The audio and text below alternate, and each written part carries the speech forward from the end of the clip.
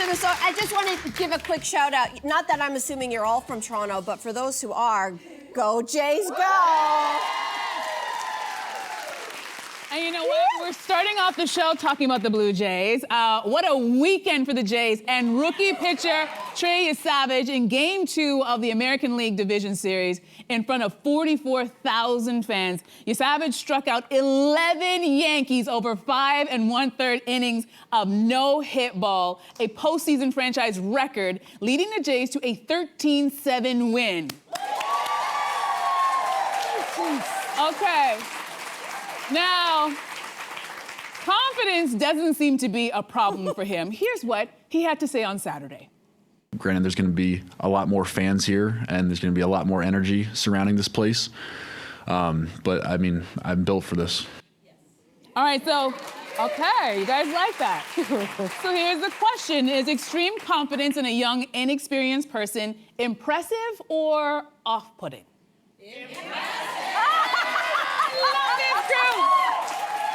I love that. Timing is everything. Of course it's impressive. Look what he just did. You know, we were talking about what is the difference between confidence and cockiness. The boy has the skills to back it up. Yeah. He is 22 years old. He has had a rocket ship of a career over the last 12 months, and he's ascended through all the levels of baseball, landing here in playoffs with the Toronto Blue Jays, beating the famed Yankees. But here's the thing I'm not gonna buy. I know he's 22, and they say, oh, you know, he's had so few starts in the MLB. And I'm like, this is a guy who's been doing this since practically he was born. So when he says, I'm built for this, I believe him. Because we think he's inexperienced because we don't know him. We haven't seen him really prove his muster long-term yet in the MLB. But in his mind, he's been playing this moment in his head for decades. So when you see someone who's in their element, he was clearly built for this. And he's also backing it up with the good. So here's the thing, and you never get a second chance to make a first impression. So he's already did it. He's did it for us. He's done it. So yes, not off-putting. If you can back it up, it ain't cocky. I love it. What do you, oh, you don't like it? No, I like it. I like this. Because I do think it's a confidence that he can back up. And I do think there's a difference between confidence and cockiness. But if you've never been in a situation when like a younger person than us, they come in real hard, like vocally, like cocky a little bit. I'm always reminded of like myself at that age, or even younger. I remember in grade 7, just telling classmates for no reason at all, like, I'm gonna be a millionaire and I'm also gonna have a limo. Like, what? What's wrong with that, though? It's such a dumb thing to say. So when I see young people being like vocally cocky like that, I'm just like, oh, that's so cute. And it's kind of like an annoyance, like a cute, they're adorable, but I'm also like, oh. Yeah, it's like they don't know what they don't know in some cases. I know, how do you tease out that line? And it made me think of some instances. I was raised with this idea of femaleness and femininity, that you are humble at all costs. And I don't know. No bragging. No bragging. Like that was considered to be the worst thing you could possibly do as a girl. Conceited, right?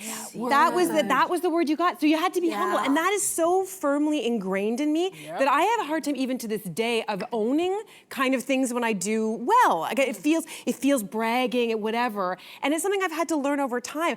There's this one instance that happened to me. I was part of the cheerleading team in high school. No, you weren't. I was. We didn't have a football team. That's news to all of us. To be clear, we didn't have a football team. It was more of a dance team than anything else. Seriously, So it we're was. trying to envision it. Yeah, I know. Sis, It was boom, dancing. bop. It was dancing. But there was this one time where after we'd done, I guess, a performance, I had said something back, in the locker room, something to the effect of like, well, everyone loves a cheerleader. And my coach came by and she was like, that sounded really arrogant.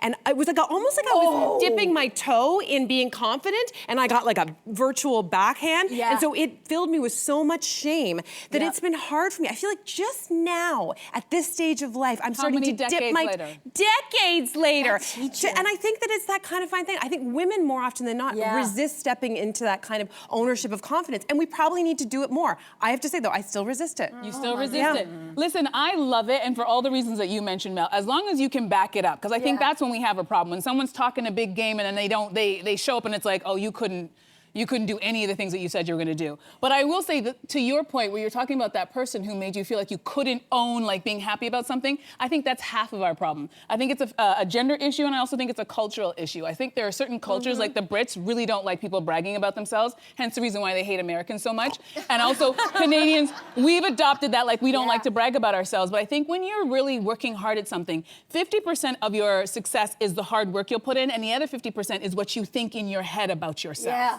So in order for you to win, he already knows all the skill. He's been taught that, but he also has to believe it in himself that he can step out on that mound in front of all of those people like he did this weekend and really do it. And he needs to speak those things out loud. And I feel like when you're younger, especially, I know I ran into too many of these dream killers. There's always somebody, there's always someone to tell you, you know, you should calm down. You don't know what the future, and it's like, let's stop doing that. When you're young and happy and without all the extra stuff that life's gonna put on you, Chase. You can let still dream. them have that moment to dream. Chase Because it. look at how it turned out. Yeah. Thank goodness he has that. Yes. Hey, you, come a bit closer. We've got so many more must-see interviews, spicy debates, lifestyle tips, and pop culture moments. So subscribe to our channel by tapping the logo below and don't miss out.